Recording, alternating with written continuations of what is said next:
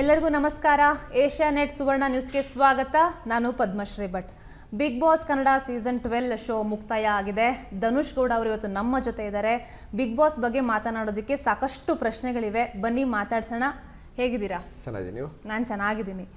ನೀವು big boss ಮನೆಯಲ್ಲಿ 6ನೇ ಸ್ಥಾನದಲ್ಲಿ ಹೊರಗಡೆ ಬಂದಾಗ ನಿಮ್ಮ ತಾಯಿಗಿರ್ಬೋದು, ಹೆಂಡತಿಗಿರ್ಬೋದು, ಎಲ್ಲರಿಗೂ ಬೇಜಾರಾಯಿತು. ಕಲರ್ಸ್ ಕನ್ನಡದಲ್ಲಿ ಪೋಸ್ಟ್ ಹಾಕಿದಾಗಲೂ ಕೂಡ ಆಲ್ಮೋಸ್ಟ್ ಒಂದು 1000 ಅಬೋವ್ ಕಮೆಂಟ್ಸ್ ಬಂದಿದೆ. ಅದರಲ್ಲಿ ಬಹುತೇಕರು 99% ಧನುಷ್ ಅವರು ಈ ಸ್ಥಾನಕ್ಕೆ ಅರ್ಹರಲ್ಲ, ಇದು ಇನ್ನೂ ಮನೇಲಿ ಇರಬೇಕಿತ್ತು ಅಂತ ಒಂದು ಅಭಿಪ್ರಾಯವನ್ನು ಹೇಳ್ತಾರೆ. ಆ ಥರ ಕಮೆಂಟ್ ಬಂದಿರೋದು ನನಗೂ ಖುಷಿನ. 6th ಪ್ಲೇಸಲ್ಲಿ ಬರ್ತೀನಿ ನಾನು ಅಂದ್ಕೊಂಡಿರಲಿಲ್ಲ. ನಮ್ಮಮ್ಮ, ನಮ್ಮಪ್ಪ, ನನ್ನ ವೈಫ್ ಯಾರೂ ಅಂದ್ಕೊಂಡಿರಲಿಲ್ಲ. ಅವ್ರಿಗೆ ಬೇಜಾರಾಗಿದ್ದುಂಟು. ಬಟ್ ಬಂದಮೇಲೆ ಇನ್ನೇನು ಬೇಜಾರು ಮಾಡಿಕೊಂಡು ಸುಮ್ಮನೆ ಮೈಂಡ್ ಸೆಟ್ನ ಹಾಳು ಮಾಡ್ಕೊಳಕ್ಕೆ ನನಗೆ ಇಷ್ಟ ಇಲ್ಲ. ಸೊ ನಾನು ಅಲ್ಲಿ ಸ್ಮೈಲ್ ಮಾಡ್ಕೊಂಡೇ ಇದ್ದೆ ಆ್ಯಕ್ಚುಲಿ. ನಮ್ಮಮ್ಮನ ನನ್ನ ವೈಫ್ನ ಸಮಾಧಾನ ಮಾಡಿ, ಸೊ ಓಕೆ, ಆಟ ಆದಮೇಲೆ ಆಟ, ಯಾರೋ ಒಬ್ರು ಗೆಲ್ಲಬೇಕು, ಯಾರೋ ಒಬ್ರು ಸೋಲ್ಬೇಕು. ಆದರೆ ಜನರ ಪ್ರೀತಿ ಅವ್ರು ಹೇಳಿದ್ದು ತುಂಬ ಖುಷಿ. ವೇದಿಕೆಯಲ್ಲಿ ನಿಮ್ಮ ತಾಯಿ ಹತ್ತಿರೋದಿರ್ಬೋದು ಅಥವಾ ನಿಮ್ಮ ಪತ್ನಿ ಹತ್ತಿರೋದಿರ್ಬೋದು, ವೀಕ್ಷಕರಿಗೆ ಆ್ಯಕ್ಚುಲಿ ನೋಡೋಕ್ಕಾಗಲಿಲ್ಲ. ತುಂಬ ಜನರು ನಿಜವಾಗ್ಲೂ ಬೇಜಾರಾಯಿತು ಆ ಮೂಮೆಂಟು ಅಂತ ಹೇಳ್ತಾರೆ. ನನಗೂ ಬೇಜಾರಾಯಿತು. ಆದರೆ ಅದನ್ನ ನಾನು ಸ್ಟೇಜ್ ಮೇಲೆ ನಿಂತ್ಕೊಂಡು ನಾನು ಕಣ್ಣಲ್ಲಿ ನೀರು ಹಾಕ್ಕೊಂಡು ಅವ್ರಿಗೆ ಆಲ್ರೆಡಿ ನೋವಾಗಿರೋರಿಗೆ ಮತ್ತೆ ನಾನು ನೋವು ಕೊಡೋಕ್ಕೆ ಇಷ್ಟಪಡಲಿಲ್ಲ. ಸೊ ಆದಷ್ಟು ನನ್ನ ಕೈಯಲ್ಲಿ ಆದಷ್ಟು ನಾನು ಸಮಾಧಾನ ಮಾಡಿ ಅದಾದಮೇಲೆ ಮನೆಗೆ ಬಂದು ಅವ್ರಿಗೆ ಸಮಾಧಾನ ಮಾಡಿದೆ. ಸೊ ಓಕೆ, ಪ್ರತಿ ತಂದೆ ತಾಯಿಗೂ ಅವ್ರ ಮಕ್ಕಳೇ ಗೆಲ್ಲಬೇಕು ಅಂತ ಇರುತ್ತೆ. ಇಟ್ಸ್ ಕಾಮನ್, ಏನು ಮಾಡೋಕ್ಕಾಗಲ್ಲ. ಬಿಗ್ ಬಾಸ್ ಅನ್ನೋದು ವ್ಯಕ್ತಿತ್ವದ ಆಟ ಅಂತ ಹೇಳ್ತಾರೆ. ಬಟ್ ಅದು ಇವತ್ತೊಂಥರ ಮನರಂಜನೆ ರೂಪ ಅಂತ ಹೇಳ್ಬೋದು. ಆ ಥರ ಆಗ್ಬಿಟ್ಟಿದೆ. ಇವಾಗ ವೋಟ್ ಇರ್ಬೋದು, PR ಇರ್ಬೋದು, ಪ್ರಚಾರ ಇರ್ಬೋದು, ಪ್ರತಿಯೊಂದು ಹೌದು. ಬಟ್ ಸುದೀಪ್ ಸರೇ ಒಂದು ಮಾತು ಹೇಳ್ತಾರೆ, ಧನುಷ್ ಅವರು ತುಂಬ ಒಳ್ಳೆಯವರು, ಒಳ್ಳೆ ಮಗನ ಹೆತ್ತಿದ್ದೀರಿ ಅಂತ ತಾಯಿಗೆ ಹೇಳ್ತಾರೆ. ಇದು ಎಷ್ಟು ಖುಷಿ ಆಗುತ್ತೆ. ಈಗ ನಾನು ಹೇಳಿದ್ನಲ್ಲ, PR, ವೋಟಿಂಗ್, ಪ್ರಚಾರ ಅಥವಾ ಮನರಂಜನೆ, ಇದೆಲ್ಲದನ್ನ ಬಿಟ್ಟು ವ್ಯಕ್ತಿತ್ವದ ವಿಚಾರದಲ್ಲಿ ಧನುಷ್ ಸಾಕಷ್ಟು ಜನರಿಗೆ ಇಷ್ಟ ಆಗಿರುವಂಥದ್ದು. ಅದಕ್ಕೆ ಹೋಗಿದ್ದು ಒಳಗಡೆ, ಅದೊಂದಕ್ಕೋಸ್ಕರನೇ ಹೋಗಿದೆ. ಜನರ ಮನಸ್ಸನ್ನು ಗೆಲ್ಲಬೇಕು, ಅವ್ರ ಪ್ರೀತಿ ಗಳಿಸ್ಬೇಕು ಅಂತ, ಕಪ್ ಗೆಲ್ಲಬೇಕು ಅಂತ ನಾನು ಅಲ್ಲಿ ಬಿಗ್ ಬಾಸ್ ಮನೆ ಒಳಗೆ ಹೋಗಿಲ್ಲ. ಅದು ನಾನು ಮಾಡಿದ್ದೀನಿ ಅಂತ ಅಂದ್ಕೊಂಡಿದ್ದೀನಿ. ಸುದೀಪ್ ಸರು ನಮ್ಮಮ್ಮಗೆ ಆ ಥರ ಹೇಳಿದಾಗ ಅವತ್ತೇ ಅಲ್ಲೇ ಗೆದ್ದುಬಿಟ್ಟೆ ನಾನು. ಅದಕ್ಕಿಂತ ಖುಷಿ ಬೇರೆ ಏನಿಲ್ಲ. ಸೊ ನನ್ನ ಪ್ರಕಾರ ನಾನು ವಿನ್ ಆಗಿದ್ದೀನಿ ಅಂತ, ಜನರ ಪ್ರಕಾರ, ಗೇಮ್ ಪ್ರಕಾರ ಗೆಲ್ಲಿಗಿದ್ದೇನೆ ಅಷ್ಟೇ. ಸಾಮಾನ್ಯವಾಗಿ ರಿಯಾಲಿಟಿ ಶೋ ಬಿಗ್ ಬಾಸ್ ಅಂತ ಬಂದಾಗ ನಾವು ಮುಂದಿನ ವಾರ ಸಸ್ಟೈನ್ ಆಗಬೇಕು, ಮುಂದಿನ ವಾರ ನಾವು ಇರಬೇಕು, ಅದಕ್ಕೇನು ಮಾಡಬೇಕು, ಕಪ್ ಗೆಲ್ಲಬೇಕು, ಈ ಥರದ್ದೆಲ್ಲ ಲೆಕ್ಕಾಚಾರಗಳು ಇರುತ್ತೆ. ಬಹುಶಃ ನಾನು ನೋಡಿದ ಪ್ರಕಾರ ನಿಮಗೆ ಮತ್ತು ಸ್ಪಂದನಾ ಸೋಮಣ್ಣ ಅವರಿಗೆ, ನನಗೆ ಬಿಗ್ ಬಾಸ್ ಆದ ನಂತರ ಕೂಡ ಒಂದು ಜೀವನ ಇದೆ, ನಾನು ಹೀರೋ ಆಗೇ ಉಳ್ಕೋಬೇಕು, ಜನರ ಕಣ್ಣಲ್ಲಿ ವಿಲನ್ ಆಗಬಾರ್ದು ಅನ್ನೋದೊಂದು ಇತ್ತು ಅಂತ ನನಗನ್ಸುತ್ತು ಆಟ ನೋಡಿದಾಗ, ಸಂಪೂರ್ಣ ಜರ್ನಿ ನೋಡಿದಾಗ. ಅಂದರೆ ವಿಲನ್ ಆಗಬಾರ್ದು ಅಂತಲ್ಲ, ನಾನು ಇರೋದೇ ಹೀಗೆ. ಸುಮ್ಮನೆ ಎಲ್ಲ ವಿಷಯಕ್ಕೂ ಮೂಗು ತೋರಿಸಲ್ಲ, ಕೆತ್ಕಲ್ಲ, ನನ್ನಿಂದ ತಪ್ಪಾಗಕ್ಕೆ ನಾನು ಬಿಡಲ್ಲ. ಒಂದು ಮಾತು ಮಾತಾಡಿ ಇನ್ನೊಬ್ರಿಗೆ ಕೆಟ್ಟದಾಗಕ್ಕೆ ನಾನು ಬಿಡಲ್ಲ. ನನ್ನ ತಪ್ಪಿಂದ ಇನ್ನೊಬ್ರಿಗೆ ಕೆಟ್ಟದಾಗಬಾರ್ದು, ಇನ್ನೊಬ್ರಿಗೆ ನೋವಾಗಬಾರ್ದು. ಎಸ್ಪೆಷಲಿ ನಾನು ಕರೆಕ್ಟಾಗಿರಬೇಕು, ನನ್ನ ಮಾತು ಕರೆಕ್ಟಾಗಿರಬೇಕು, ರಾಂಗ್ ಆಗಬಾರ್ದು ಅಂತಲೇ ಯೋಚನೆ ಮಾಡೋದು ಯಾವಾಗ. ಅಲ್ಲೂ ಹಂಗೆ ಇದ್ದೆ ಅಷ್ಟೇ. ಅದು ತುಂಬ ಜನಕ್ಕೆ ಇಷ್ಟ ಆಗಿದೆ ಅಂತ ಅಂದ್ಕೊಂಡಿದ್ದೀನಿ. ಆ ಸ್ಪಂದನ ಏನೋ ಆಟಕ್ಕೋಸ್ಕರ ಕೆಟ್ಟವ್ರಾಗಬಾರ್ದು ನಾವು, ಆ ಥರ ಈ ಥರ ನಾವು ಯಾವತ್ತೂ ಅಂದ್ಕೊಂಡಿಲ್ಲ. ನಾವು ಹೇಗಿದ್ವೋ ಆಗಿದ್ವಿ, ನಾವು ಎಲ್ಲಿ ಮಾತಾಡಬೇಕು ಅಷ್ಟು ಮಾತಾಡಿದ್ವಿ, ಕರೆಕ್ಟಾಗಿ ಇರಬೇಕು ಅಂತ ಅಂದ್ಕೊಂಡಿದ್ದೆ, ಕರೆಕ್ಟಾಗಿದ್ದೆ ಅಷ್ಟೇ. ಮಾಡೋರು ಒಂದು ಮಾತು ಹೇಳ್ತಾರೆ, ಬಿಗ್ ಬಾಸ್ ಮನೇಲಿ ಜಗಳಗಳು ನಡೆಯುತ್ತೆ, ಯಾಕೆ ಜಗಳ ಆಡ್ತಾರೆ ಅಂತ ಅವರಿಗೆ ಗೊತ್ತಿರಲ್ಲ, ಸುಮ್ಮನೆ ಜಗಳ ಆಡ್ತಾರೆ ಅಂತ. ನಿಮಗೂ ಹಾಗೆ ಅಂತ ಅನಿಸಿದೆಯಾ?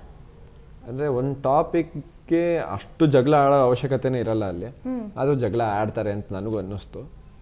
ಆದರೆ ನನ್ನ ವಿಚಾರಕ್ಕೆ ಬಂದರೆ ನಾನು ಜಗಳ ಆಡಿರೋದೇ ಕಮ್ಮಿ ಬಿಗ್ ಬಾಸ್ ಮನೆಯಲ್ಲಿ. ಹೌದು, ಐ ಥಿಂಕ್ 2 ಇನ್ಸಿಡೆಂಟ್, 3 ಆಗಿದೆ, 3 ಸತಿನೋ 4 ಸತಿನೋ ಆಡಿದ್ದೀನಿ ಅಷ್ಟೇ. ಅದು ಬಿಟ್ಟರೆ ನಾನು ಜಗಳನೇ ಆಡಿಲ್ಲ, ಯಾಕಂದರೆ ನನ್ನ ವಿಷಯಕ್ಕೆ ಯಾರೂ ಬಂದಿಲ್ಲ, ನಾನು ಯಾರ ವಿಷಯಕ್ಕೂ ಹೋಗಿಲ್ಲ. ಸೊ ಅಷ್ಟು ಆಗಬೇಕಾಗಿರಲ್ಲ, ಅದು ಅಲ್ಲಿವರೆಗೂ ಹೋಗುತ್ತೆ ಅಂತ ನನಗೂ ಒಂದು 2-3 ಅನಿಸಿದೆ ಅಷ್ಟೇ. ವೀಕೆಂಡ್ ಎಪಿಸೋಡ್ ಆದ ನಂತರದಲ್ಲಿ ಕಿಚ್ಚ ಸುದೀಪ್ ಅವರು ಅದ್ರ ಬಗ್ಗೆ ಯಾವುದೋ ಒಂದು ವಿಷಯದ ಬಗ್ಗೆ ಮಾತಾಡಿದ್ರು ಅಂತ ಅಂದ್ಕೂಡಲೇ ಮತ್ತೆ ನಾಮಿನೇಷನ್ ಏನಾದ್ರು ಟಾಸ್ಕ್ ಬಂತು ಅಂದರೆ ಅದೇ ರೀಸನ್ ಇಟ್ಕೊಂಡು ಮತ್ತೆ ನಾಮಿನೇಟ್ ಮಾಡ್ತಾರೆ. ಯಾಕೆ ಅವರು ಒಂಥರ ಮೂವ್ ಆನ್ ಆಗಲ್ಲ ಅಂತ ಸ್ಪರ್ಧಿಗಳು? ಯಾಕಂದರೆ ಇವಾಗ ಹೋದ ವಾರ ಆಗಿರೋದನ್ನೇ ತೊಗೊಂಡು ನಾವು ನಾಮಿನೇಷನ್ ಮಾಡಬೇಕಾಗಿರುತ್ತೆ. ನಾವು 10 ದಿನ ಲೈಕ್ ಮೊದಲನೇ ವಾರದ್ದು 2ನೇ ವಾರದ್ದು ತೊಗೊಂಡು ನಾವು ನಾಮಿನೇಟ್ ಮಾಡೋಕ್ಕಾಗಲ್ಲ, ಅದು ಚೆನ್ನಾಗೂ ಕಾಣಿಸಲ್ಲ. ಇವಾಗ ಆ ವಾರದ್ದು, ಇವಾಗ ಈ ವಾರದ್ದು ನೆಕ್ಸ್ಟ್ ವಾರ ನಾಮಿನೇಷನ್ ಸ್ಟಾರ್ಟ್ ಆದಾಗ ಈ ವಾರದ್ದು ನಾವು ತೊಗೊತೀವಿ. ಇವಾಗ ಸುದೀಪ್ ಸರ್ ಅದನ್ನು ಮಾತಾಡ್ಬಿಟ್ರು ಅಂತ ನಾವು ಅದನ್ನು ಅಲ್ಲಿ ತೊಗೊಂಡೇ ಇರೋಕ್ಕಾಗಲ್ಲ. ನಾವು ಒಂದು ರೀಸನ್ ಕೊಡಲೇಬೇಕಲ್ವಾ, ಆ ರೀಸನಿಂದ ನಾವೇನು ಅಂತ ಗೊತ್ತಾಗುತ್ತಲ್ವಾ. ಸೊ ಆ ರೀಸನ್ ತಗೊಳ್ಳೇಬೇಕಾಗಿರುತ್ತೆ. ಸುದೀಪ್ ಸರ್ ಅದನ್ನ ಅಟೆಂಡ್ ಮಾಡಿದ್ರು ಮಾಡದೇ ಇದ್ರು ನಾವು ಅದನ್ನ ರೀಸನ್ ಆಗಿ ನಮ್ಮ ತಲೆಯಲ್ಲಿ ಒಬ್ಬರನ್ನ ನಾಮಿನೇಟ್ ಮಾಡಬೇಕಾದ್ರೆ ಆ ರೀಸನ್ ಕೊಡಲೇಬೇಕಾಗಿರುತ್ತೆ. ಸೊ ಕೊಡ್ತಾರೆ ಅಷ್ಟೇ. ಯಾವಾಗಲೂ ಗಿಲ್ಲಿಯಿಂದ ಕಾವ್ಯ, ಪ್ರೀ ಪ್ರಾಡಕ್ಟು, ಈ ರೀತಿ ಕಾವ್ಯ ಅವರಿಗೆ ಒಂದಷ್ಟು ಟೈಟಲ್ಗಳು ಬರ್ತಾ ಇತ್ತು. ಆಮೇಲೆ ಗಿಲ್ಲಿಯವರ ಆಟ ಏನಿದೆ, ಕಾವ್ಯ ಅವ್ರಿಗೆ ನಿಜವಾಗ್ಲೂ ಆ ಮನೇಲಿ ಇರೋದಕ್ಕೆ ಹೊಡೆತ ಬೀಳುತ್ತೆ ಅನ್ನೋಂಥ ಮಾತು ಕೂಡ ಬಂತು. ಈ ಬಗ್ಗೆ ಅವ್ರು ನಿಮ್ಮ ಜೊತೆ ಡಿಸ್ಕಸ್ ಮಾಡ್ತಾರೆ, ಎಲ್ಲಿ ತಪ್ಪಾಗ್ತಿದೆ, ಏನಾಗ್ತಿದೆ ಅಂತ. ಅವಾಗ ನೀವು ಒಂದು ಮಾತು ಹೇಳ್ತೀರಾ, ಈಗ ಗಿಲ್ಲಿ ತಾಳಿ ಕಟ್ತೀನಿ ಅಂತ ಹೇಳ್ತಾನೆ, ಆಮೇಲೆ ಬ್ರಾಸ್ಲೈಟ್ ಕೊಟ್ಟಾಗ ಎಂಗೇಜ್ಮೆಂಟ್ ಅಂತಾನೆ, ನೀವು ಇದನ್ನೆಲ್ಲ ತಡಿಬೇಕಾಗಿತ್ತು ಅಂತ ಹೇಳ್ತೀರಾ. ಹೊರಗಡೆ ಜನಕ್ಕೆ ಅದು ಹೇಗೆ ಕಾಣಿಸಿದೆ ಅಂತಂದರೆ, ನೀವು ಅಂದರೆ ಗಿಲ್ಲಿ ಮತ್ತು ಕಾವ್ಯ ಮಧ್ಯೆ ಧನುಷ್ ಹೋಗ್ತಾರೆ ಅಂತ. ನಾನು ಅಂದ್ಕೊಂಡಿರೋದು, ಇಷ್ಟು ದಿನಗಳ ಕಾಲ ಕನ್ನಡ ಕಿರುತೆರೆಯಲ್ಲಿ ಇದ್ದೀರಾ, ಒಂದು ಸೀರಿಯಲ್ ಮಾಡ್ತೀರಾ ಅಥವಾ ಸಿನಿಮಾ ಮಾಡ್ತೀರಾ ಅಂತಂದರೆ ಪೇರಪ್ ಮಾಡ್ತಾರೆ, ನಿಮಗೂ ಅದ್ರ ಅನುಭವ ಇದೆ. ಸೊ ಮುಂದೆ ಕೂಡ ಆ ರೀತಿ ಆಗುವಂಥ ಚಾನ್ಸಸ್ ಇದೆ, ಅಥವಾ ಬಿಗ್ ಬಾಸ್ ಮನೆಯಿಂದ ಆ ರೀತಿ ಒಂದು ಸಂದೇಶ ಹೋಗುವಂಥ ಚಾನ್ಸಸ್ ಇದೆ. ಹೀಗಾಗಿ ಬೇಡ ಅಂತ ನೀವು ಅಂದ್ಕೊಂಡಿರ್ಬೋದು ಅಂತ ನಾನು ಅಂದ್ಕೊಂಡಿದ್ದೀನಿ. ಅಂದರೆ ನಾನು ಕಾವ್ಯಕ್ಕೆ ಇದನ್ನ 2ನೇ ವಾರನೇ ಹೇಳಿರ್ತೀನಿ. ಯಾಕಂದರೆ ಕಾವ್ಯನೇ ಬಂದು ನನ್ನ ಕೇಳಿರೋದ್ರಿಂದ, ನಾನು ಫ್ರೆಂಡ್ ಆಗಿರೋದ್ರಿಂದ ನನಗೇನು ಅನ್ಸಿರೋದು ನಾನು ಸಜೆಷನ್ ಕೊಟ್ಟಿರ್ತೀನಿ. ಇವಾಗ ಅವರಿಬ್ಬರ ಮಧ್ಯೆ ನಾನು ಹೋಗ್ಬೇಕು, ಅವರಿಬ್ಬರಿಗೆ ಏನಾದ್ರು ಒಂದು ತಂದಿಡಬೇಕು, ನಾನು ಹೋಗಿ ಅವ್ರ ಹತ್ರ ಮಾತಾಡ್ತಿದ್ದೆ. ಅವ್ರು ಬಂದು ಕೇಳೋವರೆಗೂ ನಾನು ಮಾತಾಡದೆ ಸುಮ್ಮನೆ. ಅವ್ರು ಬಂದು ನನ್ನ ಸಜೆಷನ್ ಕೇಳಿದಾಗ ನನಗೆ ಅನ್ಸಿದ್ದು, ನಾನು ಆಸ್ ಎ ಫ್ರೆಂಡ್ ಏನು ಒಪಿನಿಯನ್ ಕೊಡ್ಬೋದು ಅದನ್ನು ಕೊಟ್ಟೆ. ಆಮೇಲೆ ಲಾಸ್ಟ್ ಟೈಮಲ್ಲೂ ಅಷ್ಟೇ ಅವಳಾಗ ಬಂದು ನನ್ನ ಕೇಳ್ತಾರೆ, ಈ ಥರ ಸುದೀಪ್ ಸರ್ ಹೇಳ್ತಿದ್ದಾರೆ, ಏನು ಅನಿಸುತ್ತೆ ನಿನಗೆ ಅಂತಂದಾಗ, ಇದು ಗಿಲ್ಲಿ ಮಾಡಿರೋದಲ್ಲ ತಪ್ಪು, ನೀನು ಮಾಡ್ಕೊಂಡಿರೋ ತಪ್ಪು. ಇದನ್ನು ನೀನು ಸ್ಟಾರ್ಟಿಂಗೇ ಅವಾಯ್ಡ್ ಮಾಡಿದಿದ್ರೆ, ಅವನಿಗೆ ಪ್ರತಿ ಸತಿ ಹೇಳಿದಾಗ ನೀನು ಸ್ಟಾರ್ಟಿಂಗೇ ಅವಾಯ್ಡ್ ಮಾಡ್ಕೊಂಡಿದ್ದಿದ್ರೆ ಅದು ಇಲ್ಲಿವರೆಗೂ ಬರ್ತಿರ್ಲಿಲ್ಲ. ಅವ್ನು ಪ್ರತಿ ಕಡೆನೂ ಕಾವ್ಯನ ಎಲ್ಲೂ ಬಿಟ್ಕೊಟ್ಟಿದ್ದು ನಾನು ನೋಡಿಲ್ಲ, ಎಲ್ಲ ಕಡೆನೂ ಸಪೋರ್ಟ್ ಮಾಡ್ಕೊಂಡು, ಯಾರ ಜೊತೆನೂ ಕಾವ್ಯ ಬಗ್ಗೆ ಅವರು ಡಿಸ್ಕಸ್ಸೇ ಮಾಡಿಲ್ಲ. ಆ ಥರ ಸಪೋರ್ಟ್ ಮಾಡ್ಕೊಂಡೇ ಬಂದಿರೋದು. ನಾನು ಅವ್ನು ತಪ್ಪು ಅಂತ ನಾನು ಹೇಳಲೇ ಇಲ್ಲ. ನೀನು ಅದನ್ನ ಬಿಟ್ಟಿದ್ಯಾ, ಅದನ್ನ ಆದಷ್ಟು ಅವಾಯ್ಡ್ ಮಾಡೋಕ್ಕೆ ಇವಾಗ ಹೋಗ್ಲಿ. ಸುದೀಪ್ ಸರ್ ಅದನ್ನು ಹೇಳಿದ್ರು, ಒಂದು ವಾರದಲ್ಲಿ ಮಿರಾಕಲ್ಲೇ ಆಗ್ಬೋದು ಅಂತ. ಆ ಮಿರಾಕಲ್ಲೇ ಆಗ್ಬೋದು, ಆದಷ್ಟು ಟ್ರೈ ಮಾಡು, ನೀನು ಒಬ್ಬಳೇ ಕಾಣಿಸ್ಕೊಳಕ್ಕೆ ಟ್ರೈ ಮಾಡು. ಆ್ಯಸ್ ಎ ಫ್ರೆಂಡ್ ನಾನು ಏನು ಹೇಳಬೇಕು ಅದನ್ನ ಹೇಳಿದೆ, ಆ್ಯಸ್ ಎ ಫ್ರೆಂಡ್ ಹೇಳಿದೆ. ಏನೋ ಅವರಿಬ್ಬರ ಮಧ್ಯೆ ಹೋಗಿ ನನಗೊಂದು ₹1,00,00,000 ಸಿಗುತ್ತೆ ಅಂತ ನಾನು. ಬಟ್ ನಾನು ನೋಡ್ತಾ ಇದ್ದೆ, ಅದೇನು PR ಸ್ಟ್ರಾಟಜಿನೋ ಅಥವಾ ಜನರ ಪಾಯಿಂಟ್ ಆಫ್ ವ್ಯೂನೋ ನನಗಂತೂ ಗೊತ್ತಿಲ್ಲ. ನನಗೆ ಆಶ್ಚರ್ಯ ಆಯಿತು ಪೋಸ್ಟ್ಗಳೆಲ್ಲ ನೋಡುವಾಗ. ಫ್ಯಾಮಿಲಿ ವೀಕ್ ಇರುತ್ತೆ, ಎಲ್ಲರೂ ಬಂದು ಗಿಲ್ಲಿಯವ್ರನ್ನ ಮಾತಾಡಿಸ್ತಿರ್ತಾರೆ, ನೀವು ಒಂದು ಕ್ಯಾಮ್ರಾ ಮುಂದೆ ಹೋಗಿ ಹೇರ್ ಸ್ಟೈಲ್ನ ಸರಿ ಮಾಡ್ಕೊಂಡಿರ್ತೀರ. ಒಂದಷ್ಟು ಜನ ಕಮೆಂಟ್ ಹಾಕಿದ್ರು, ಆಮೇಲೆ ಅದನ್ನೇ ಪೋಸ್ಟ್ ಮಾಡಿದ್ರು, ಗಿಲ್ಲಿ ಕಾಣಿಸ್ಕೋತಾ ಇದ್ದಾರೆ ಅಂತ ಹೇಳಿ ಧನುಷ್ ಅವಾಯ್ಡ್ ಮಾಡ್ತಾ ಇದ್ದಾರೆ ಅಂತ. ಯಾವ ಕ್ಯಾಮ್ರಾ ನಮ್ಮಲ್ಲಿ ಫೋಕಸ್ ಆಗ್ತಿದೆ ಅಂತ ಅಷ್ಟೊಂದೆಲ್ಲ ಗೊತ್ತಾಗಲ್ಲ. ಬಿಗ್ ಬಾಸ್ ಮನೇಲಿದ್ದಾಗ ಅಷ್ಟೊಂದು ಕ್ಯಾಮ್ರಾಗಳಿರುತ್ತೆ, ಈ ರೀತಿ ಪೋಸ್ಟ್ಗಳೆಲ್ಲ ಆಯಿತು ಅಂತ. ಇದ್ರ ಬಗ್ಗೆ ನಂಗೆ ಗೊತ್ತಿಲ್ಲ, ನೀವು ಹೇಳ್ತಿರೋದು. ನೀವು ಸುಮ್ಮನೆ ಹೇರ್ ಸ್ಟೈಲ್ ಮಾಡ್ತಾ ಇದ್ರಿ ಅಷ್ಟೇ. ಹಂಗಂದ್ರೆ ಹಿಂಗಂತಿ ಹಂಗಂತಿ ಅಂದರೆ ಏನು ಮಾಡೋಕ್ಕಾಗುತ್ತೆ? ನಾನು ನನ್ನ ಪಾಡಿಗೆ ನಾನು ಇದ್ದೆ. ನನಗೆ ಅಷ್ಟೊಂದೆಲ್ಲ ಆ ಲೆವೆಲ್ಗೆಲ್ಲ ತಲೆ ಓಡಿಸಂಗಿದ್ರೆ ಫಸ್ಟಿಂದನೇ ಮಾಡ್ತಾಯಿದ್ದೆ ಅದನ್ನು. ಅಲ್ಲಿ ಫ್ಯಾಮಿಲಿ ರೌಂಡು 13ನೇ ವಾರಕ್ಕವರೆಗೂ ಬಂದು ಗಿಲ್ಲಿ ಕಾಣಿಸ್ಕೊಂತ ನಾನು ಕಾಣಿಸ್ಕೊಬೇಕು ಅಂತೆಲ್ಲ ಮಾಡೋಕ್ಕೆ ನಂಗೆ ಅದೆಲ್ಲ ಬರೋದೇ ಇಲ್ಲ. ಅವನ ಆಟ ಅವ್ನು ಚೆನ್ನಾಗಿ ಆಡ್ತಾಯಿದ್ರೆ ಅವ್ನು ಗೆಲ್ದ, ನನ್ನ ಆಟ ನಾನು ಎಷ್ಟಾಗಿ ಆಡಬೇಕು ಅಷ್ಟಾಗಿ ಆಡಿದ್ದೀನಿ, ನಾನು 6+ ಬಂದಿದ್ದೀನಿ ಅಷ್ಟೇ. ಈಗ ನೆಗೆಟಿವ್ ಕಮೆಂಟ್ಸ್ಗಳು ಇದೆಲ್ಲ ಕಾಮನ್ ಆಗಿಬಿಟ್ಟಿದೆ ಇವಾಗ. ನೀವು ಬಿಗ್ ಬಾಸ್ಗೆ ಅಂತಲ್ಲ, ಬೇರೆ ಸೀರಿಯಲ್ ಅಥವಾ ಇನ್ನೇನೇ ಮಾಡ್ತಾಯಿದ್ರು ಕಲಾವಿದರಿಗೆ ಆಲ್ಮೋಸ್ಟ್ ಈಸಿಯಾಗಿ ಹಾಕ್ಬಿಡ್ತಾರೆ. ಈಗ ಬ್ಯಾಡ್ ಕಮೆಂಟ್ಸ್ ಹಾಕಿದಾಗ ನಿಮ್ಮ ತಾಯಿಗೂ ಹರ್ಟ್ ಆಗಿದ್ದಿದೆ, ಇದನ್ನು ನೀವು ಹೇಗೆ ಸ್ವೀಕಾರ ಮಾಡ್ತೀರಾ? ಇವಾಗ ಪಾಸಿಟಿವ್ ಕೊಟ್ಟರು ಅಂತ ನಾವು ಜಾಸ್ತಿ ಮೇಲೇನೂ ಹೋಗ್ಬಾರ್ದು, ನೆಗೆಟಿವ್ ಕೊಟ್ಟರು ಅಂತ ಜಾಸ್ತಿ ಕೆಳಗಡೆನೂ ಹೋಗ್ಬಾರ್ದು. ನಾವು ಎಲ್ಲಿದ್ದೀವೋ ಅಲ್ಲಿರೋಣ, ಬರೋದು ಬರ್ತಾ ಇರಲಿ, ತಗೊಳೋಣ, ಬಿಡೋಣ ಅಷ್ಟೇ. ಮಾಳವ್ರೊಂದು ಮಾತು ಹೇಳ್ತಾರೆ, ಗಿಲ್ಲಿ ಅಂದರೆ ಗಿಲ್ಲಿ ಯಾರನ್ನ ಟ್ರಿಗರ್ ಮಾಡ್ತಾರೋ ಅವ್ರು ಟ್ರಿಗರ್ ಆದರೆ ಗಿಲ್ಲಿ ಕಾಮಿಡಿ ಮಾಡ್ತಾರೆ, ಅದರ್ವೈಸ್ ಅವ್ರು ಟ್ರಿಗರ್ ಆಗಲೇ ಇಲ್ಲ, ಸೈಲೆಂಟ್ ಆಗಿದ್ರು ಅಂತಂದರೆ ಸುಮ್ಮನಾಗ್ಬಿಡ್ತಾರೆ ಅಂತ. ನಿಮ್ಮ ವಿಚಾರದಲ್ಲಿ ಗಿಲ್ಲಿ ಕಾಮಿಡಿ ಮಾಡಲೇ ಇಲ್ಲ. ಆ್ಯಂಡ್ ನೀವೇನೋ ಒಂದು ಹೇಳಿದಾಗ, ಕ್ಯಾಪ್ಟನ್ ಆಗಿ ನೀವೇನೋ ಹೇಳಿದಾಗ ಅದನ್ನು ರೆಸ್ಪೆಕ್ಟ್ ಮಾಡ್ತಾಯಿದ್ರು, ಕೇಳ್ತಾಯಿದ್ರು. ಹೇಗೆ ಬ್ಯಾಲೆನ್ಸ್ ಮಾಡಿದ್ರಿ ಅಂತ ನನಗೆ ಗೊತ್ತಿಲ್ಲ. ಅದೇ ನಾನು ಹೇಳ್ತಿರೋದು, ಅವ್ನು ಕಂಡ್ರೆ ಆಗಲ್ಲ ಅಂತಂದಿದ್ರೆ ನಾನು ಯಾವ ವಿಚಾರಕ್ಕೂ ಅವ್ನ ಹೆಸರು ತಗೊಂತ ಇರಲಿಲ್ಲ. ಯಾರು ನಿಮ್ಗೆ ಚೆನ್ನಾಗಿ ಆಡ್ತಾ ಇದ್ದಾರೆ, ಯಾರು ಫೈನಲ್ವರೆಗೂ, ಸ್ಟಾರ್ಟಿಂಗ್ ಯಾರು ಫೈನಲ್ವರೆಗೂ ಹೋಗ್ಬೋದು ಅಂತಂದಾಗ ಗಿಲ್ಲಿ ಹೆಸರು ಹೇಳಿದ್ದೀನಿ ನಾನು. ಹೋಗ್ತಾ ಮೊನ್ನೆ ಲಾಸ್ಟ್ ಸ್ಯಾಟರ್ಡೇ ಒಂದು ಚಟುವಟಿಕೆ ಮಾಡಿಸ್ತಾರೆ ಸುದೀಪ್ ಸರ್. ಒಂದು ಫೋಟೋ ಇಟ್ಬಿಟ್ಟು ನಿಮ್ಮ ಮೇಲೆ ಸೈಡಲ್ಲಿ ಯಾರೋ ಅದು ಇದು ಅಂತ, ನನ್ನ ಫೋಟೋ ಇಟ್ಬಿಟ್ಟು ನನ್ನ ಮೇಲೆ ಗಿಲ್ಲಿ ಫೋಟೋನೇ ಇಟ್ಟಿದ್ದು. ನನಗೆ ಅವನಿಗೂ ಆಗಲ್ಲ ಅಂತ ಏನು ಇಲ್ಲವೇ ಇಲ್ಲ, ಅವ್ರ ಮಧ್ಯದಲ್ಲಿ ಹೋಗ್ಬೇಕು ಆ ಥರದ್ದೆಲ್ಲ ಏನೂ ಇಲ್ಲವೇ ಇಲ್ಲ ನನಗೆ. ಆದರೆ ನನಗೆ ಅವ್ನು ರೆಸ್ಪೆಕ್ಟ್ ಕೊಟ್ಟ, ನಾನು ಅವ್ನಿಗೆ ರೆಸ್ಪೆಕ್ಟ್ ಕೊಟ್ಟೆ. Okay, so it's A mutual. ಅವ್ನು ನನಗೆ ಕೊಟ್ಟರೆ ನಾನು ಅವ್ನು ಕೊಟ್ಟೆ ಅಷ್ಟೇ. ಅದು ಬಿಟ್ಟರೆ ಅವ್ನು ಕಂಡ್ರೆ ಆಗಲ್ಲ, ನನಗೆ ಅವ್ನು ಕಂಡ್ರೆ ಆಗಲ್ಲ, ಅವ್ನು ನನ್ನ ಕಂಡ್ರೆ ಆಗಲ್ಲ ಅಂತ ಏನೂ ಇಲ್ಲ. ಓಕೆ, ರಕ್ಷಿತಾ ಅವರು ಬೇರೆಯವ್ರೇನೋ ಒಂದು ವಿಚಾರ ಮಾತಾಡ್ತಾ ಇದ್ದಾರೆ, ಸ್ಟ್ಯಾಂಡ್ ತಗೋತಾರೆ ಅಂತಂದಾಗ ಅವ್ರು ಮಾತಾಡ್ತಾರೆ, ನೀವು ಅದನ್ನು ಪಾಯಿಂಟ್ ಔಟ್ ಮಾಡಿ ಹೇಳ್ತೀರಾ? ಅಂದರೆ ಅದು ನೀನು ಫುಟೇಜ್ ತೊಗೊಂಡಂಗೆ ಇರುತ್ತೆ ಬೇರೆಯವ್ರ ವಿಷಯದಲ್ಲಿ ನೀನು ಮಾತಾಡೋದು ಅಂತ. ನಿಮಗೆ ರಕ್ಷಿತಾ ಕಂಡಿದ್ದು ಹೇಗೆ ಬಿಗ್ ಬಾಸ್ ಮನೇಲಿ? She is very good actually. ಅವ್ರಿಗೆ ಕ್ಲೋಸ್ ಅಂತ ಯಾರನ್ನ ಒಬ್ಬರು ಇಬ್ಬರು ಆಗ್ಬಿಟ್ರೆ ಪೊಸೆಸಿವ್ ಆಗೋದು ಜಾಸ್ತಿ. ಅವ್ರ ಬಗ್ಗೆ ಯಾರು ಕೆಟ್ಟದಾಗಿ ಮಾತಾಡಬಾರ್ದು, ಅವರು ಬೇರೆಯವ್ರ ಜೊತೆ ಮಾತಾಡಬಾರ್ದು ಅಂತ. She is good but very possessive ಅಷ್ಟೇ. ಅದು ಬಿಟ್ಟರೆ ಗುಡ್ ಹ್ಯೂಮನ್ ಬೀಯಿಂಗ್. ಈಗ ಯಾರಾದರೂ ನಾಮಿನೇಟ್ ಮಾಡಿದ್ರು ಅಂತಂದರೆ ಈಗ ಅದು ರೀಸನ್ ಇದೆಯೋ ಇಲ್ವೋ ಅದನ್ನೆಲ್ಲ ನೋಡ್ದೇನೆ ಮತ್ತೆ ಅವ್ರು ನಾಮಿನೇಟ್ ಮಾಡ್ತಾ ಇದ್ರು. ಅದೊಂದೇ ಪ್ರಾಬ್ಲಮ್ ಆಗ್ತಿದ್ದಿತ್ತು ಅವಳಿಗೆ. ಯಾಕಂದರೆ ನಾವು ಇವಾಗ ಅವಳೇನೋ ಹೇಳ್ಬೇಕು ಅಂತ ಅಂದ್ಕೊಂಡಿದ್ರು ಅವಳಿಗೆ ನಮ್ಮ ಕನ್ನಡ ಕ್ಲೀನಾಗಿ ಅಷ್ಟು ಇದರಲ್ಲಿ ಬರದೇ ಇರೋದ್ರಿಂದ ಪದಗಳನ್ನ ಹುಡುಕಿ ಹೇಳೋದ್ರಿಂದ ಸೊ ಅವಳಿಗೆ ಅದನ್ನ ಹೇಳೋಕ್ಕಾಗಲಿಲ್ಲೇನೋ, ಅದನ್ನ ಅಲ್ಲಿ ತೋರ್ಸೋಕ್ಕಾಗಲಿಲ್ವೇನೋ, ಅವಳೇನೋ ಅವಳ ಮೈಂಡಲ್ಲಿ ಇದ್ರೂ ಅದನ್ನು ಅಲ್ಲಿ ಹೇಳೋಕ್ಕಾಗದೆ ಆ ಥರ ಪೋಟ್ರೆ ಆಯ್ತೇನೋ ನನಗನ್ಸಿದ್ದು. ಬಟ್ ಅವಳು ಪ್ರತಿ ಸತಿ ನಮಗೆ ಬೇಜಾರಾಗ್ತಿದ್ದೇನೋ ಅಂದರೆ ಏನು ರೀಸನ್ ಇಲ್ಲದೆ ನಾಮಿನೇಟ್ ಮಾಡ್ತಿದ್ದಾಳೆ, ಆ ರೀಸನ್ ಕೊಡದೆ ನಾಮಿನೇಟ್ ಮಾಡ್ತಿದ್ದಾರೆ ಅಂತ ಅದೊಂದೇ ವಿಚಾರಕ್ಕೆ ನಮ್ಗೆ ಬೇಜಾರಾಗ್ತಿದ್ದು. ಅದು ಬಿಟ್ಟರೆ ಶಿ ಈಸ್ ಗುಡ್. ಹೊರಗಡೆ ಪ್ರಪಂಚದಲ್ಲಿ ಏನಾಗ್ತಿದೆ ಅನ್ನೋದು ವೀಕೆಂಡ್ ಎಪಿಸೋಡ್ನಲ್ಲಿ ಒಂದು ಸ್ವಲ್ಪ ಗೊತ್ತಾಗುತ್ತೆ, ಪೂರ್ತಿ ಗೊತ್ತಾಗುತ್ತೆ ಅಂತಲ್ಲ, ಒಂದು ಸ್ವಲ್ಪ ಗೊತ್ತಾಗುತ್ತೆ. ಈಗ ನಿಮಗೆ ಪಾಸಿಟಿವ್ ಕಮೆಂಟ್ಸ್ ಆಗ್ತಿದೆಯೋ ನೆಗೆಟಿವ್ ಆಗ್ತಿದೆಯೋ ನಿಮಗೆ ಅಂತನಲ್ಲ, ಓವರಾಲ್ ಸ್ಪರ್ಧಿಗಳ ಬಗ್ಗೆ ಹಾಗೆ ಗೊತ್ತಾಗುತ್ತೆ. ಈಗ ಗಿಲ್ಲಿಯವರ ಕ್ರೇಜ್ ಇರ್ಬೋದು ಅಥವಾ ನಿಮ್ಮ ಬಗ್ಗೆ ಜನರಿಗೆ ಏನು ಒಪಿನಿಯನ್ ಇದೆ ಅನ್ನೋದು ಅದೆಲ್ಲ ಆಮೇಲೆ ಗೊತ್ತಾಗೋಂಥದ್ದು. ಹೊರಗಡೆ ಈಗ ಬಂದ ಮೇಲೆ ಹೇಗೆ ಅನ್ನಿಸ್ತಾ ಇದೆ, ಏನು ಅನ್ನಿಸ್ತು, ಯಾವ್ದು ಸರ್ಪ್ರೈಸ್ ಆಯಿತು? ಅದೇ 12th ಸೀಸನ್ ಈ ಲೆವೆಲ್ಗೆ ಹೋಗಿದೆ ಅಂತ ಅದೊಂದು ಸರ್ಪ್ರೈಸ್ ಆಯಿತು. ಯಾಕಂದರೆ ಈ ಬಿಗ್ ಬಾಸ್ ಇಷ್ಟರಲ್ಲೇ ಈ ಲೆವೆಲ್ಗೆ ಯಾವತ್ತೂ ಈ ಕ್ರೇಜ್ ಹೋಗಲಿಲ್ಲ. ಅದಾದಮೇಲೆ ಜನರ ಪ್ರೀತಿ, ಹೊರಗಡೆ ಬಂದಮೇಲೆ ಅವ್ರು ತೋರಿಸಿದ ಪ್ರೀತಿ, ಅವ್ರು ಕೊಟ್ಟಿದ್ದ ಆಶೀರ್ವಾದ, ಇದನ್ನ ಎಕ್ಸ್ಪೆಕ್ಟೇ ಮಾಡಿರಲಿಲ್ಲ, ಅಷ್ಟು ಸಿಗ್ತಾಯಿದೆ. ತುಂಬ ಖುಷಿ ಆಗ್ತಿದೆ. It's a good decision. ನಾನು ಅಲ್ಲಿ ಬಿಗ್ ಬಾಸ್ಗೆ ಹೋಗಬೇಕು ಅಂತ ಅಂದ್ಕೊಂಡಿದ್ದು ಅಂತ ಅನ್ನಿಸ್ತು. ಅಂದರೆ ಹೊರಗಡೆ ಬಂದಮೇಲೆ ಆ ಥರ ಅನಿಸಿದ್ದು ನನಗೆ ತುಂಬ ಖುಷಿ ಆಗ್ತಿದೆ. ಓಕೆ, ಫ್ಯಾಮಿಲಿ ವೀಕ್ನಲ್ಲಿ ಬಿಗ್ ಬಾಸ್ ನಿಮಗೊಂದು ಟ್ವಿಸ್ಟ್ ಕೊಡ್ತಾರೆ. ಮೊದಲು ತಾಯಿನ ಮೀಟ್ ಮಾಡ್ತೀರಾ ಅಥವಾ ವೈಫ್ ಅಂತಂದಾಗ ಎಲ್ಲರೂ ಹೇಳಿರುವಂಥದ್ದು ರಮೇಶ್ ಅರವಿಂದ್ ಅವರ ತುತ್ತಮುತ್ತ ಒಂದು ಸಿನಿಮಾವನ್ನು ನೆನ್ಪು ಮಾಡ್ಕೊಂಡ್ಬಿಟ್ರು, ಈ ರೇಂಜಿಗೆ ಇಕ್ಕಟ್ಟಿನ ಪರಿಸ್ಥಿತಿಯಲ್ಲಿ ಸಿಕ್ಕಾಕ್ಬಿಟ್ರು ಅಂತ. ಅದು ಪ್ರೋಮೋ ಔಟ್ ಆದಾಗಂತೂ ಈ ಥರದೊಂದು ಪರಿಸ್ಥಿತಿ, ಈ ಥರದೊಂದು ಸಂದರ್ಭ ಯಾವರಿಗೂ ಬರಬಾರ್ದು ಅಂತೆಲ್ಲ ಕಮೆಂಟ್ ಮಾಡಿಬಿಟ್ರು. ಆ ಮೂಮೆಂಟ್ ಆ್ಯಕ್ಚುಲಿ ಹೇಗಿತ್ತು? ತುಂಬ ಕಷ್ಟ. ಲೆಟರ್ ಟಾಸ್ಕಲ್ಲೂ ನಿಮಗೆ ಸಿಕ್ಕಿರಲಿಲ್ಲ. ಅದೇ ಬಿಗ್ ಬಾಸ್ ಇಡೀ ಸೀಸನಲ್ಲಿ ನನಗೆ ಅಂಥ ಸಿಚುವೇಶನೇ ಜಾಸ್ತಿ.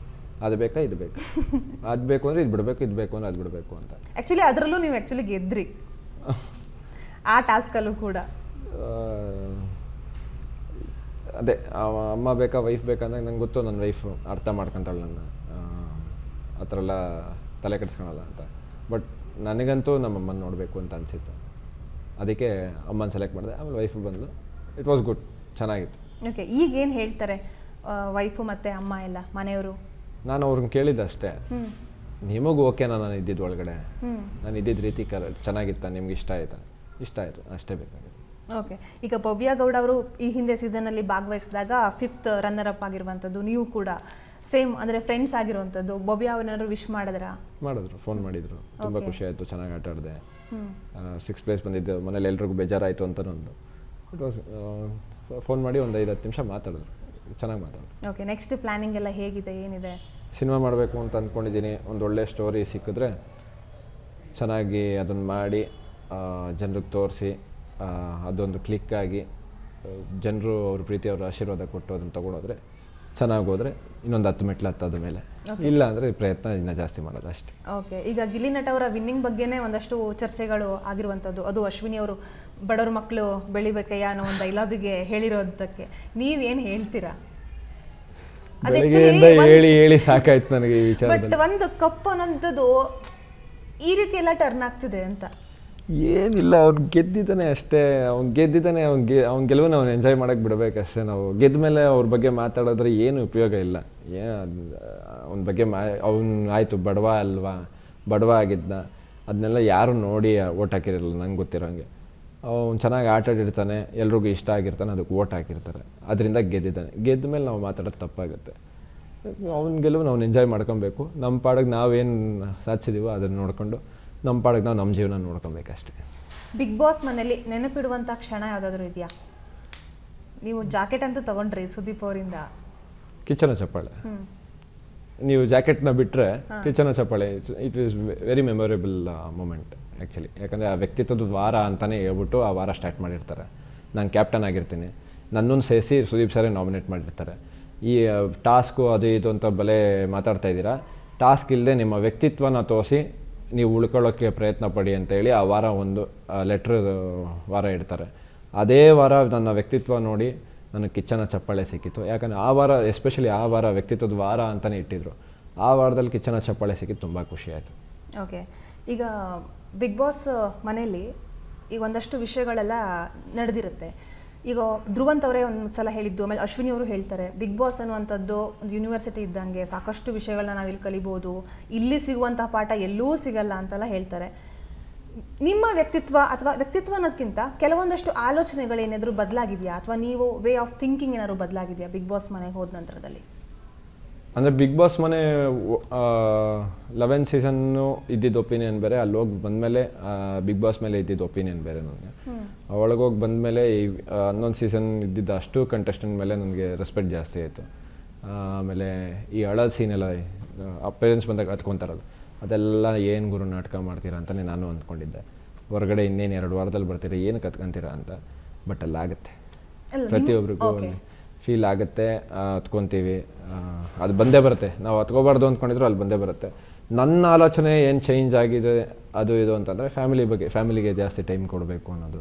ಯಾಕಂದರೆ ಅವ್ರು ಹೊರಗಡೆ ಇರೋರು ಒಬ್ಬೊಬ್ಬರು ವೈಫ್ ಬೇರೆ ಕಂಪ್ಲೇಂಟ್ ಮಾಡ್ತಾ ಇದ್ರು, ಹೊರಗಡೆ ಕರ್ಕೊಂಡು ಹೋಗಲ್ಲ ಅಂತ. ಹೊರಗಡೆ ಇರೋರು ಅದೇ ಫ್ಯಾಮಿಲಿಗೆ ಜಾಸ್ತಿ ಟೈಮ್ ಸ್ಪೆಂಡ್ ಮಾಡಬೇಕು, ನಮಗೆ ಅಂತ ನಿಂತಿರೋರ ಜೊತೆ ನಾವು ನಿಂತ್ಕೋಬೇಕು ಅನ್ನೋದು ಅದು ಆಲೋಚನೆ ಚೇಂಜ್ ಆಗಿದೆ. ಓಕೆ, ವೀಕ್ಷಕರಿಗೆ ಕೊನೆಯದಾಗಿ ಏನು ಹೇಳ್ತೀರಾ? ನಾನು ಗೆಲ್ಲದೇ ಇರ್ಬೋದು, ಬಟ್ ಅಲ್ಲಿವರೆಗೂ ನನ್ನ ಕರ್ಕೊಂಬಂದು ನಿಲ್ಲಿಸಿದ್ದೀರಾ. ನನ್ನ ಆಟ ನೋಡಿ, ನನ್ನ ವ್ಯಕ್ತಿತ್ವ ನೋಡಿ ಎಲ್ರಿಗೂ ಖುಷಿಯಾಗಿದೆ ಅಂತ ಅಂದ್ಕೊಂಡಿದ್ದೀನಿ. ನಿಮ್ಮ ಪ್ರೀತಿ, ನಿಮ್ಮ ಆಶೀರ್ವಾದ ಇಲ್ಲಿವರೆಗೂ ಕೊಟ್ಟಿದ್ದೀರಾ, ಇನ್ನು ಮುಂದೆನೂ ಕೊಡಬೇಕು ಅಂತ ಕೇಳ್ಕೊತಾ ಇದ್ದೀನಿ. ಜೈ ಕರ್ನಾಟಕ.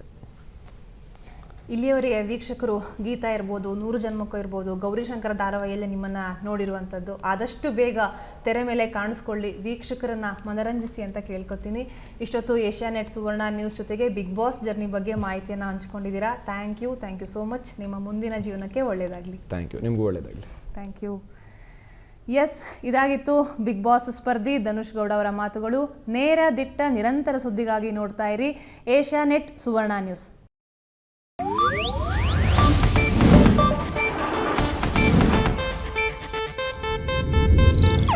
ಇದು ಏಷ್ಯಾನೆಟ್ ನ್ಯೂಸ್ ನೆಟ್ವರ್ಕ್ ಪ್ರಸ್ತುತಿ.